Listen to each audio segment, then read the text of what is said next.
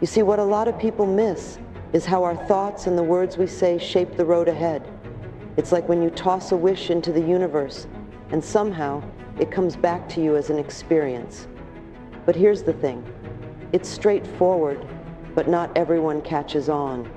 They've never heard this before, so they think it's silly. But if you can really believe that each thought and each word you speak is painting your future, then you're on to something big. Once you get the hang of it, you can start creating the life you want. You'll also start noticing what you don't want and how you're playing a part in it. It's like a secret that's been around forever, but recently, the universe decided to share it with people who are ready. You see, most of us just keep thinking without paying attention to what's in our heads. So you've got to train yourself to be aware of your thoughts. You can do this by checking in with yourself from time to time. Ask yourself, what am I thinking? Do I want this thought to shape my life? It might take a little while to get the hang of this, but even if you start small, you'll see changes. Start by using what we call affirmations. These are positive statements about your life. Say them intentionally, like in the morning, at noon, or before bed. Make it a habit, and things will start shifting, maybe in small ways. I call it finding those green lights in the parking lot. Those little wins in your day. They're not life-changing, but they're nice. You can write your affirmations down, put them on a mirror, or just say them out loud.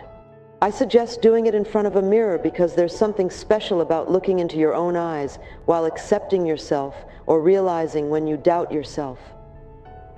Start your day by looking in the mirror and saying, I love you. It might feel strange at first, with all the flaws you see, but it's powerful. I like to think the universe is listening to your every word and thought, saying, okay, they want that. And then it starts bringing things into your life. It might sound far-fetched, but it's remarkable how it works. Think of doing affirmations as planting seeds. They might not be true right now, but they're what you want. So you plant those seeds and you expect them to grow, just like planting a garden.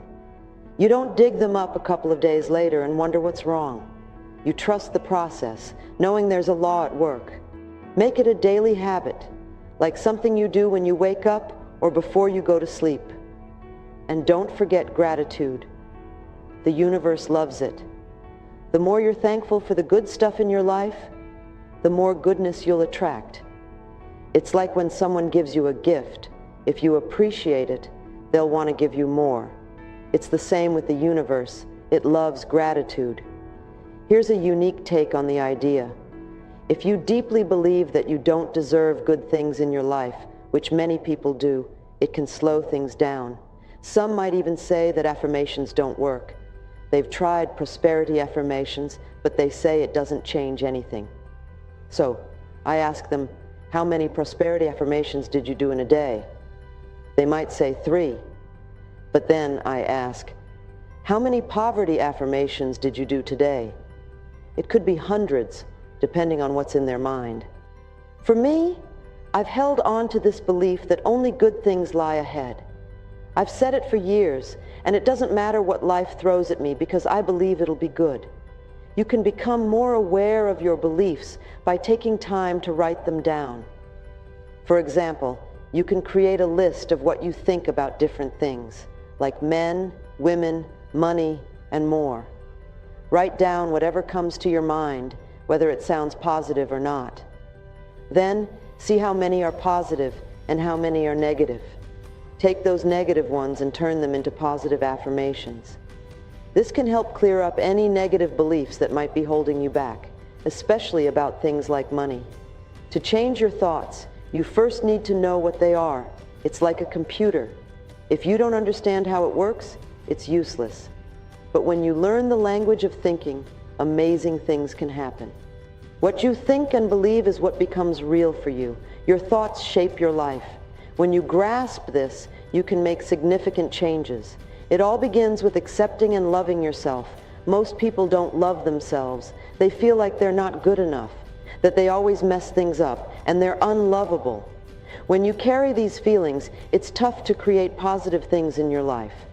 In the past, I used to help people fix specific problems, like health issues.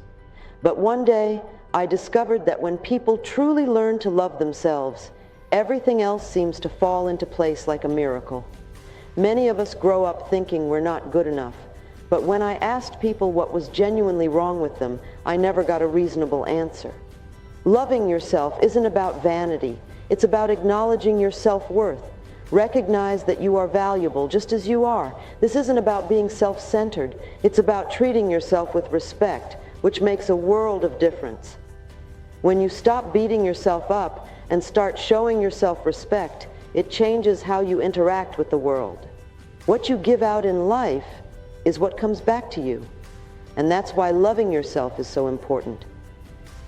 If you start sending out a feeling that says, I'm all right just the way I am, and I'm worthy, and I love life and myself, things change.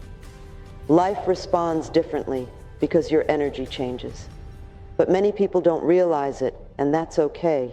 You need to practice. It's like learning to ride a bike. That's why I encourage mirror work. Just look into your eyes and say simple things like, I love you, I really, truly love you. You can even use your name like Louise, I love you. This practice helps you connect with the part of you that might have felt rejected for a long time. It's like opening a dam and small miracles start happening. The universe loves grateful people. The more gratitude you have, the more things you'll find to be grateful for. Life is simpler than we make it out to be. Everyone's on a journey from birth to the end, but when we start a spiritual journey, it becomes more deliberate. We make conscious choices about our thoughts, actions, and even what we eat. It's like taking one step at a time along a pathway. Some people wander on many side tracks and don't get far, while others are more focused and stick to the path. I believe that enlightenment is letting go of beliefs that don't serve us. It's about releasing them one by one and saying, I don't have to believe that anymore. Every belief is a choice, and what's true for one person might not be true for another. It's vital to pay attention to the words we use. People often use negative expressions like, I'm not good enough, or this will never work. Words matter, and they can shape our reality. Our journeys are unique because we all start from different places. We have our individual aha moments where we learn something new. If we practice and retain what we've learned, we take another step forward. It's a lifelong journey, and we keep learning no matter our age. I'm in my 80s, and I'm still learning, though the lessons are gentler now. I like to think of our journey as moving boulders out of our path. As we progress, the boulders turn into gravel, which we can manage. Occasionally, an old boulder might reappear, reminding us that we're still growing and evolving. We should remember that we're never wrong. We always do our best with the knowledge and awareness we have at any given moment. I firmly believe that only good lies ahead of me. With that belief, it doesn't matter what comes. It will be good. Life can remain exciting and full of new experiences, no matter our age. So, let it roll and embrace the journey.